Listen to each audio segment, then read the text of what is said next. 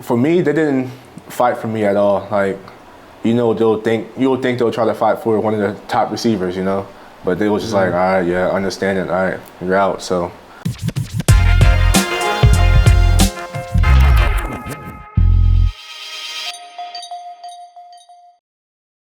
What up, dude? It's cool to be able to talk to somebody in video terms.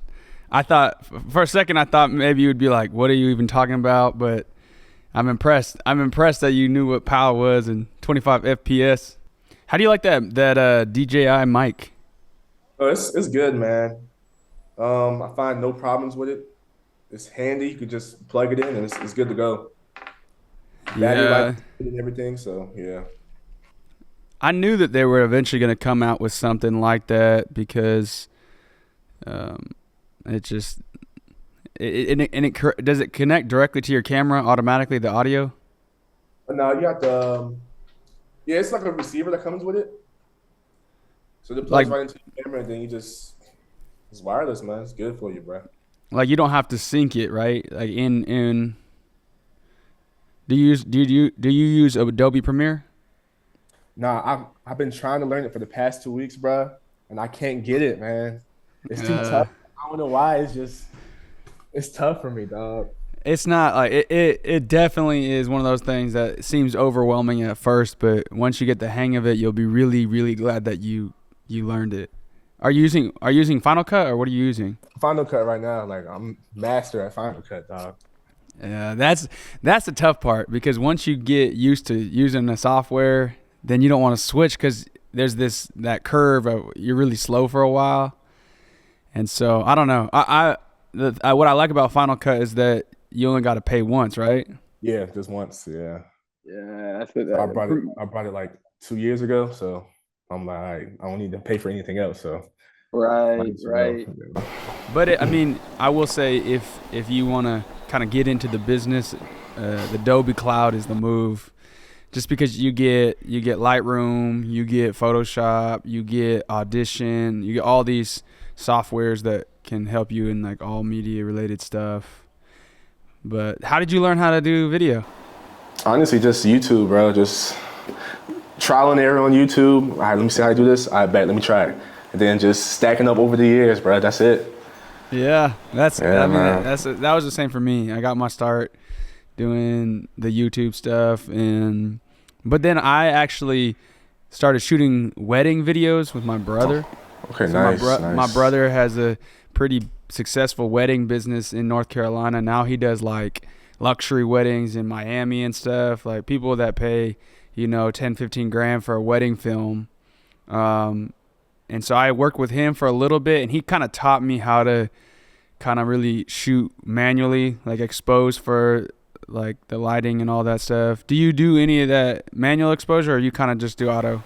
Right now, just automatic, man, because I recently purchased the FX3, and that thing's a beast. Dang. Yeah, so I'm still trying to learn it, so it's kind of tough. So right now, I'm just using my Sony ZV-1 just to record for the headshot. But yeah, man, the FX3 is a monster, so I still have to learn that, man. Yeah, it is. My business back in the States, we do a video production, all that good stuff, which is cool because I feel like if you want to get into this, like you totally can, bro. Like you can. And the best part is that, it's what the work you put in yourself. You can go as far as you want, and it's so needed. Like everybody needs video. Forever, people are gonna need video. So like you really could, if you wanted to, travel the world doing it, or even start a business wherever. But we just switched to Sony in the past year, and honestly, like Sony's the move. Like I'm glad that you said you did Sony because I feel like Sony is really, they're like going past everybody. Yeah, man. Autofocus is amazing. Like the cameras this is a beast monster cameras, man. I love Sony, bro. So tell me what's your like vision for like video stuff? What do you want to do? Honestly, just sports content, honestly. Being an athlete, you always want to be around sports, even when you're done playing, So just filming sports, reels is the thing right now. So probably offering packages to like athletes, younger athletes, low cost package, just to film them for anything they want and stuff like that. But nothing too serious right now at the moment. So Yeah. yeah. I mean, like I've seen some of the stuff that you've done. It's really good stuff, and especially the Appreciate it. reels. Like that's one thing that was kind of has relatively new. Like you're newer to the reel game than I am. Yeah. Like, I didn't really do reels too much, and that is like kind of now the future. It's all about staying like ahead of the curve. Yeah. You kind of gotta stay ahead of the curve and keep doing that. And so, like, have you thought about doing like traveling the world to do stuff like this? Like when you're finished playing football? I have, but not really without football. You know, I always wanted to keep football with it. Yeah. But maybe, you know, now with the situation that just happened, I can do that, you know. So, yeah. All right, let's jump right into the situation. Yeah, man, you know, what happened? So basically for the past 2 weeks, man, they've been saying Christian wasn't performing and stuff like that. So we've been hearing stuff about like teammates. They don't like the way Christian is playing. They don't like that I get the ball too much and stuff like that. So basically, before I came, the situation was I'll get most of the touches and Sandro will get most of the touches, and then the rest is divided amongst everyone else. So of course Sandro got hurt, and then I took on majority of the load, you know. And then I guess teammates starting to get jealous, talking like, yeah, Christian's only throwing the Jarvis, blah, blah, blah, blah, blah. And then the Barcelona game, they set Christian down, was like, hey, man, you got to start performing better. But if you look at his stats aren't really bad, you know. So, of course, he comes home, he tells me that. I'm like, bro, that's messed up. Like, you're one of the top quarterbacks in the league. Like, why would they just say that out the blue?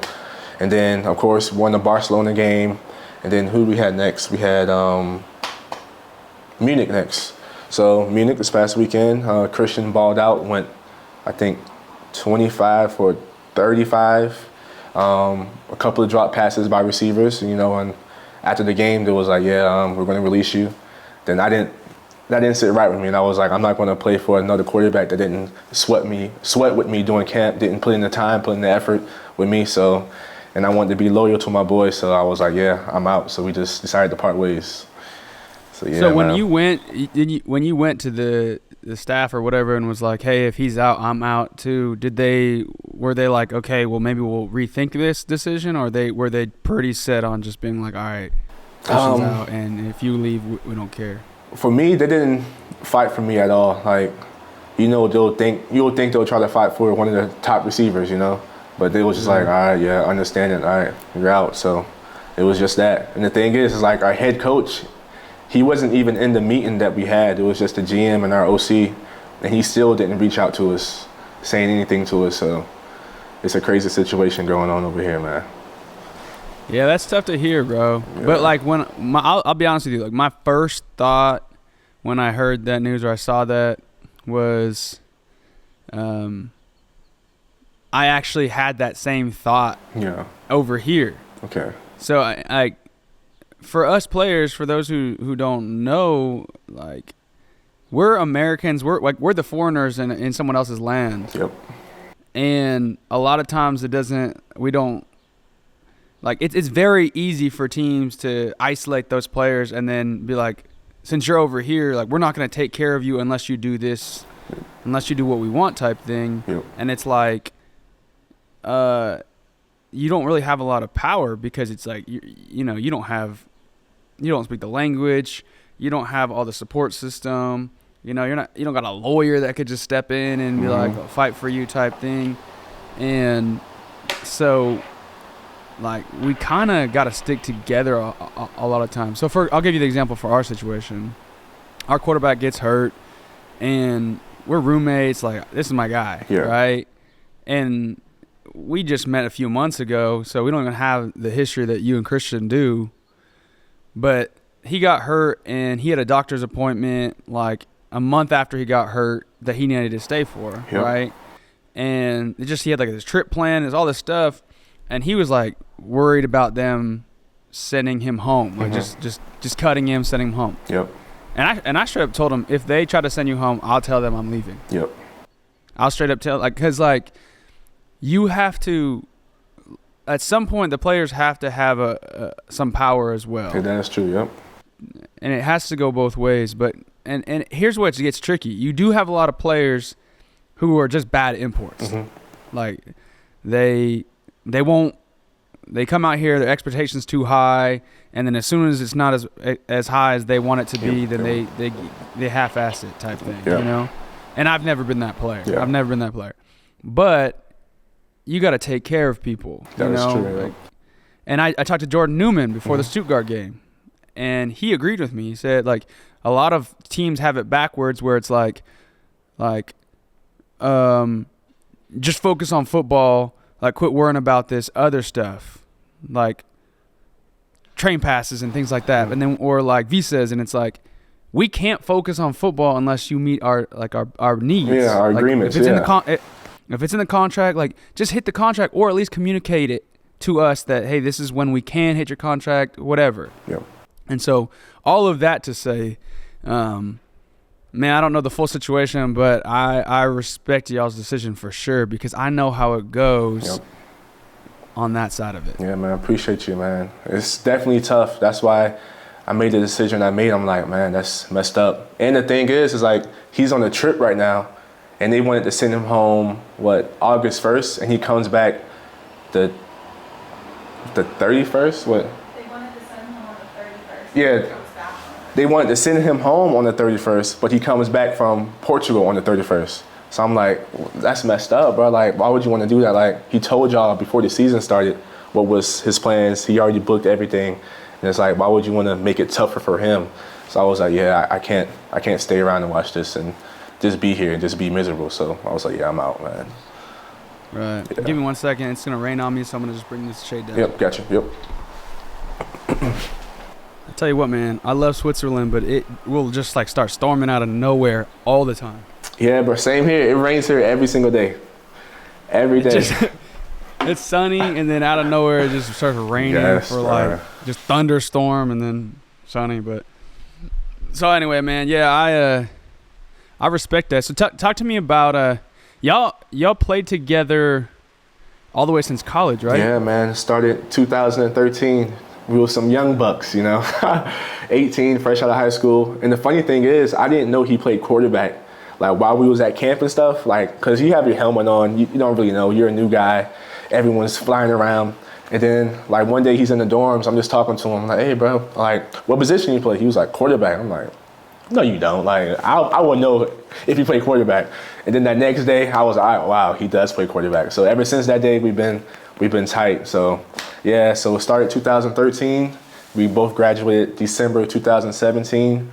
And then we headed to Australia for our first overseas tour with football. And that was one of the best times in my life, Australia. Then after that, 2019, he got picked up by the Dusseldorf Panther. Then I went to play GFL2 in Langenfeld, the Langenfeld Longhorns, which is about 30 minutes away from Dusseldorf. So we was always connected with that. And then the following year, 2020, he went to, Cologne? Yeah, he went to Cologne Crocodiles. I'm tripping. He went to Cologne Crocodiles, and I stayed with Langenfeld. But the thing is, most people don't know, that was the first year of the ELF. And I could have went to the ELF the first year with the Hamburg Sea Devils, but I was like, nah, I don't want to go to a new league. Yeah, new league the first year. I don't know how it's going to be. So I stayed with Langenfeld again, and then the following year, COVID. And then I linked up with Christian again the next year with Cologne Crocodiles. And then we're here in Tirol right now. And then, yeah. Yeah. Dang, that's crazy, man. I'll tell you what, that's like, it's such a cool and unique thing that you got to experience all that together. It helps so much just to have somebody who you can relate to, someone you could talk to. And so I totally understand kind of just running with each other. Like, honestly, I wish I had that situation, but I didn't really have like a quarterback that I, could just kind of go with. Yeah. I didn't really have like that great of quarterbacks in my time. Yeah. I really liked Chad last year. And I tried to link up with Chad in Munich, but it ended up it didn't work out. That would have been good if you went to Munich, man. Y'all have been nice together, bro. Because Munich's a great squad, man. Munich is a great squad. Yeah, it is. Yeah, and also Germany, man. Like I feel like, granted, I can't complain. Switzerland is awesome. Like and I never got to live here before, but I feel like Germany is kind of like where the heart of football in Europe is gonna to go, and like there's a lot of opportunities in Munich, and get to play with Chad again would have been cool, but like I remember talking to Sean before the season, and he was like, we were pretty close, and he was like, just wait it out, like coaches thinking about like maybe just like more of a outside burner. And we kind of went back and forth, and got hit up by the guards, and I was like, man, Switzerland would be kind of cool too, and I don't know if I want to wait it out. So I just ended up going with the guards.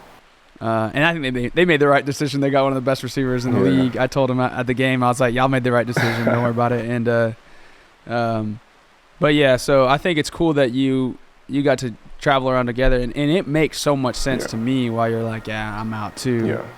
Because honestly, bro, like whenever my quarterback here got hurt, like I'm not gonna lie, those next few games were like, I had thoughts like, man, do I want to play this whole season? Especially if it's gonna be like this. Like, so for example, our quarterback went down, and then we had Milan, where we had like this one dude, Jordan, who was literally only here for a game before he was going back to the States. So it's not like we had a connection.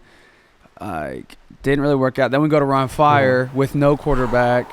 That's tough. And I like tweaked my hamstring before like that week of practice. So I'm like going in with like a grade 2 hamstring strain, no quarterback. We get blown out. I'm like, if something doesn't change, like I don't know if I can finish this season type thing. And so I know what it's like not having chemistry with the quarterback. It's kind of miserable. Yeah. That's what people don't understand. It's like if you're a receiver, like, and you're relying on a quarterback, it can be a miserable season if you don't have any chemistry with that guy. Yeah, man, it's tough, man. So that's why I made the decision I made. It's like, shoot, like, how am I going to build chemistry with a new quarterback for the last 4 games? Like, is that what we want to do? Like, is the team going to be okay with it?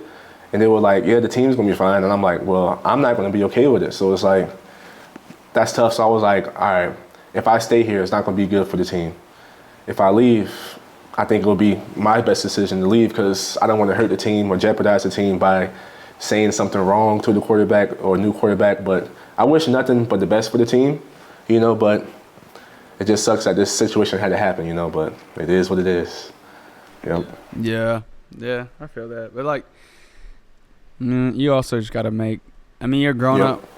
You're a grown man. You got to do what's right for you. And, like, I feel like this situation happens all the time. It's just that now that the ELF actually has marketing coverage, now it's blowing up a lot. Yeah. Yeah, because people know about it. But like, I think this kind of stuff happens a lot, and it's one of the big problems with football in Europe is teams promising imports things and then not coming through. Yeah. And then all of a sudden, it's the imports' fault for like not being happy about it. It's like. There's very few teams that I've seen that are really, really clear communication, give you what they say they're going to give you, when they're going to give it to you on time.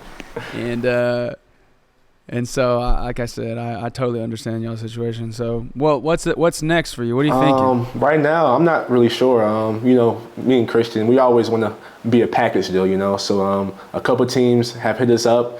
And a couple teams already have 2 Americans, so it's like, wow, they're gonna put their guys out the way just to get us. And also, basically, almost the whole GFL hit us up, but we'll see what comes. I really don't know what I'm gonna do yet. If I even continue playing this year, or was that like my last game in Tivoli for my season? Like, I'm not really sure yet. I'm just still trying to think and just processing everything. So, just taking it one day at a time, man.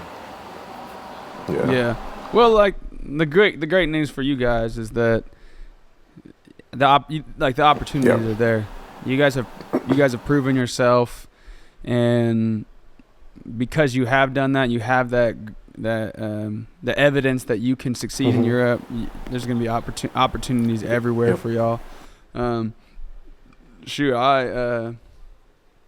I've thought about just going to some team that's like some trash league and just and being like, hey, like I want to come, but to be honest, like I want to really focus on video and stuff. So I'm gonna come, I'll play the games, but I'm not gonna like spend this much time or whatever.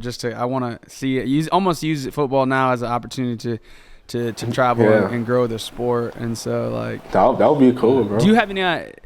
Do you have interest of where would you say you are in your career as far as like man, I guess like trying to keep going, or you're like I'll say I'm on the back end, man.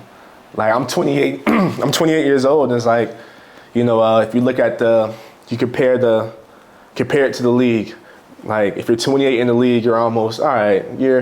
If you're a top player, you're almost on your back end, you know. But so I'm 28, still playing in Europe, and it's kind of tough to think like, man, when I'm gonna be done, because you know you really can't get rich off of this. You know, you're putting your body, like your body's hurting every day. You know, it's kind of tough. It's like how much longer I'm gonna keep doing this. But it's I would say I'm on the back end, man. It's either I'm done this year or one more year, and then I'm hanging it up forever. But I'm not really sure yet until maybe I'm back at home and actually really think about it, you know. So yeah. Hey, same question to you, man. Where are you at, bro? Where are you at? Because I know you've been balling for a while, man. Everyone has seen your success in Europe, you know, and like you're an amazing player. I just want to know, like, where you at, man?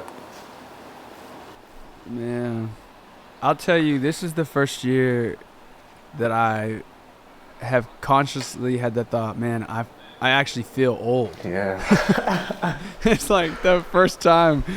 I mean, I'm 29. Okay. And granted, I will say I didn't really train and prepare for this season like I could have. So, for example, if I went back and I really trained for it, got my body right for it, I think it would be a different story. But to be honest, I treated this league kind of how I treated other leagues, where I was like, all right, I'll be cool when I get there. I'll just train when I get there and whatever. Yeah.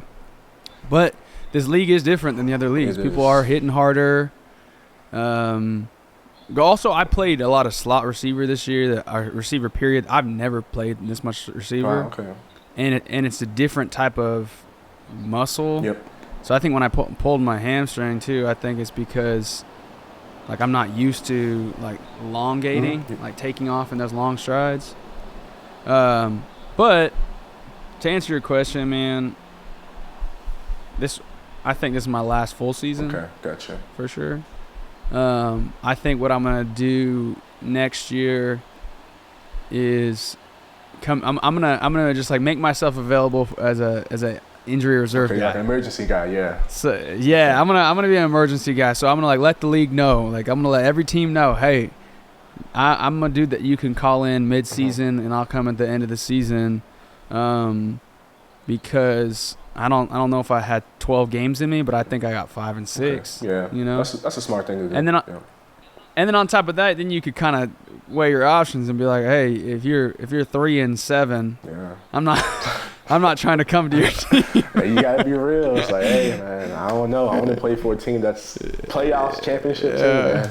I understand it. Yeah, or like more importantly, what's your O-line look like? What's your O-line situation? That's a big thing. If you got an O-line, if you got no O-line, I'm not coming to your team because like my body can't take it having no O-line. Can't take it no more. Man. Like I need to ask Jadrian this, but I'm gonna ask Jadrian. Have you ever even been sore this season? Me? Yes. Jadrian Clark. Jadrian Clark. Probably not, because he never gets touched, man. Yeah, have you seen any of the games? Like that dude sitting back there for 8 seconds. He got the best O-line in the league. Throwing bombs down there, man. It's crazy. Exactly. So I'm like, yo, if I have that situation, that's kind of a different story. Yeah. So, but I do think that I've thought a lot about football in Europe. I really want to help it grow. Yeah. That's like a big part of what I do.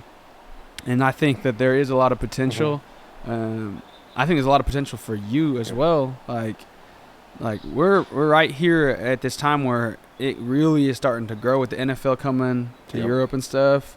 Like they're gonna need people to do what you and I are doing, and it's like you're literally the best option for the job. You played out here, you know the people, like you know how to reach the crowds. Like who knows, like what could happen in a few years. NFL might come to you and be like, yo Jarvis, like can you commentate one of these games, NFL games? Can you get on the sideline and make a video for the German or the Austrian crowds explaining American football? Yeah, that'll be dope. Like, think about it. They're gonna hire somebody at some point to do that. That is true. So what they're gonna do is they're gonna say, all right, who has had success doing that already? They'll go find those people, and that's gonna be you. It's gonna be me. It's gonna be people like that, and then that could open up huge opportunities for the future. That is true. Never really thought about that, man. My mind's just going. You're giving me ideas right now, man. That's good. You're giving me good ideas right now. I'm gonna have to jot that down. and one thing about being older is like my teammates here, the other imports, like, man, come on, old man, let's go. Come on, let's go. I'm like, bruh, it takes some time. And I'm like, bruh, hey, I'm 28, but I'm still out here with you, man. Like, I'm still out here getting it. So I'm still, man, but that's definitely something to think about, man. It's like, sheesh. If you could go to any team, if y'all two could sign to any team, who would you sign to? Ooh, to any team. Whoo. Man. Go to any team. I know the team that I would want to go to, if I can bring Christian along, it will probably be Hamburg Sea Devils, because they was the first team that ever reached out to me. And I'm a firm believer if someone is the first team to reach out to you, they really want you. They think you're their guy, you know. So it'll probably be Hamburg, and probably for Christian, he'll probably say Ryan Fire for the O-line, you know. It makes sense. Yeah, of course. It makes sense. Yeah, that makes sense. Yeah, playing with Tattoo back in his Cologne days, so probably Ryan Fire for Christian. Yeah. Yeah. How is Christian doing? I talked to him a little bit. He said he's going on vacation. Yeah. I think that'd be good for him. But how's he doing? He's doing good, man. He's been at peace with it. Like I said, he's been knowing this would happen for the past 2 weeks. So he's just been being a man, balling up his emotions, playing with pride, just going day by day with the whole situation, you know. And then eventually it happened, you know, he's at peace with it. And I'm like, hey, I'm here for you if you need it. But right now he's in Portugal with his girlfriend, so I bet he's just ecstatic. Like I bet it's over. I'm here. I can focus on my girlfriend, my family, and stuff like that, and looking for the next opportunities. So yeah. Yeah, it's I think I had a question. Yeah, man. I think, dude, from like my perspective, and I think for most of the players that are in the league, I mean, Christian, I don't see anything really that he did that was worthy of getting released. Yes, to be honest, that's what I'm saying, man. It's like, it's crazy from the outside looking in. You really don't like, why would they do this? But there's some stuff that has been going on at practice that I'm not going to say, because, you know, but it's just, if you're outside looking in, it's like, really, why would you do this? And the risk of losing your best receiver is just crazy. Right. Yeah. And like, I mean, the Raiders are historically a very good team, you know, and so it's like they got pretty good management. Like they've proven themselves to be one of the most professional teams in Europe. So that being said, like their reasons can't just be total BS. But at this point in the season, it's like, I think that's something that maybe you continue to try to work out. It would be one thing if you have y'all seen our numbers, bro? Yeah, man. Bro, we did. This last game, I don't know if you saw it, bro. Milan had 450 yards total offense. We had like 130. And that's crazy. And it's like, and y'all we got won. the job done. That's what I don't understand. It's like, being here, they want to win by big numbers all the time. Now I was telling them like, our identity is not to win by big points. It's just to find a way to win. Right. Like Just win. Like the saying here is, a Raider finds a way, and we proved that on Saturday, 24-25, that we found a way to win the game. It's like, but it's crazy, man. 400 yards is crazy, and to lose the game, that is wild. That is wild, bro. We have not out played offensively any of the last three teams. Like our box score, we've had less offensive yards, total offensive yards than each of the last three teams, and That's we win. crazy, bro. We've won, and it's like we're over here like trying to piece together like a quarterback, because for us in Switzerland, it's so hard to get people in. Like in Switzerland, you can't just sign an American quarterback, bring them in.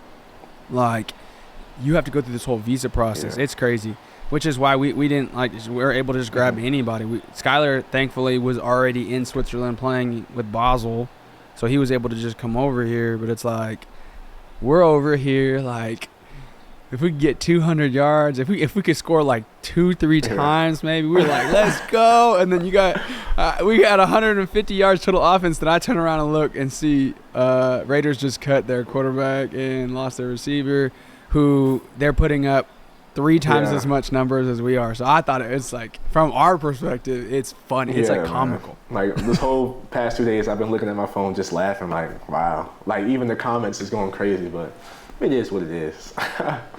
And the thing about it with y'all is like, y'all are getting better every week, man. Like the first time we played y'all, like y'all were still a decent team, one of the best defenses that we face. And it's like, wow, like teams are actually good. And I honestly think the Central Conference is the best conference in the league because it's well matched. Everyone's playing each other well, you know? So. Right. It's crazy. For sure. Like the Eastern I was like, if we were in the Eastern Conference right now, we might have like a 6-2 record, you know. But it's wild, bro. But at the end of the day, like we said, like you're grown, you gotta make decisions, and this is like one of the biggest stories that's ever hit, because again the news is bigger, but stuff like this is happening all the time. All the time. Yeah. So, what do you think about this? Do you think? How I didn't watch the game versus Vienna. Did y'all? Like, how were you on that? Did you have a chance to win that game, or were you pretty outplayed? I think we just got outplayed and outcoached. You know, Vienna obviously they won the championship last year. You know, they're a great team. We just outplayed and outcoached. You know, and it's crazy. Like we lost that game, and it's like it's almost everyone in the stands and on the team is like we lost the championship. Because, you know, Vienna and us, we're rivals, you know. You know, the only 2 teams in Austria. And it's like, we almost lost the championship. And it's like, wow, like, losing one game, we're down this much. It's like, it's okay. We just lost one game. We still have a winning record. It's not the end of the world, you know. But that definitely hurt the team a lot, losing against Vienna. But, yeah, man. Yeah. I mean, would you say, like, we're just speculating here, but would you say that's part of the reason the management was like, okay, we don't have a chance to beat Vienna, or we don't have a chance to win this thing with Christian, and so they're just like, well, we got to get out now and give us something, maybe get a chance to win it with somebody else? That game is when they started. It was like, all right, yeah, this is not it. Like everything in the office turned. It was tension around the whole office that week. So it was like, man, this is crazy. And it's like, since there was so much tension going on, I didn't go to the office for 2 weeks. I just showed up for the practice and games. I was like, all right, let's go. But it's definitely getting crazy around here, just to say that. Yeah. Dang, man. That's wild. So, well, other than that, man, how do you like Austria? Austria is nice. I mean, like I said earlier, it rains every day. So you got to prepare. Take a rain jacket with you or an umbrella. But Austria is nice. The mountains is just the highlight of my day, you know, just waking up, looking out my window, just seeing the mountains and stuff like that. I mean, Innsbruck, it's not really much to do, you know, only like just over 100,000 people. So it's like, technically, we really shouldn't be playing in the ELF compared to the Hamburgs with millions of people, you know. So it's like, Right. but that shows the character of the Tyroleans here. They have strong character. They're strong people. They're going to find a way to win games and stuff like that. But Austria is nice. I like it. I could see myself living here, but probably on the Vienna side, where it's more people, Right. more things to do. Yeah. Yeah. Yeah. That makes sense. I've got a couple minutes left before the Zoom runs out. But anything else you want to say? Not really, man. Just best of luck to the teams out there.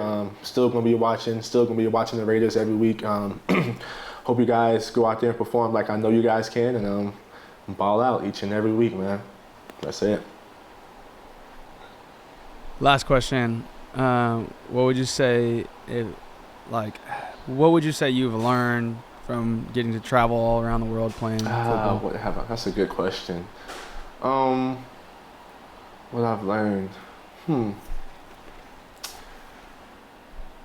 I would say just be true to who you are, Don't try to do anything that you don't want to do. Like, especially overseas in Europe, like we discussed earlier, teams not having proper things laid up for you. Don't fall for the trap, Just being true to who you are, and don't sway to anything else, man. That's basically it. Yeah. That's good stuff, man. Well, I think that, your career speaks for itself. Like, as someone who's played in overseas for a long time, I can tell the difference between a good import and a bad import. An import who's really taking advantage of the experience, versus imports that just complain, And you're not a complainer, because if you were, you wouldn't have had the success that you have. You wouldn't have last. Teams wouldn't want you because word gets around, and so I know that you're a great import and you're doing a lot for the sport, and I appreciate that because I want to help it grow as well. And I know that was a difficult situation. I also know that the Raiders are a good program, which means that they're not just dumb. Not totally just dumb, but you had to make the decision you had to make, and I respect that. And so I hope that that relationship can stay intact. But overall, just wish you the best. And obviously, we'll keep in touch. We'll talk, and I hope to one day be on the sideline of an NFL game with you. Man. We'll definitely keep in touch, bro. All right, man. All right, have a great day, and we'll talk soon. Bye.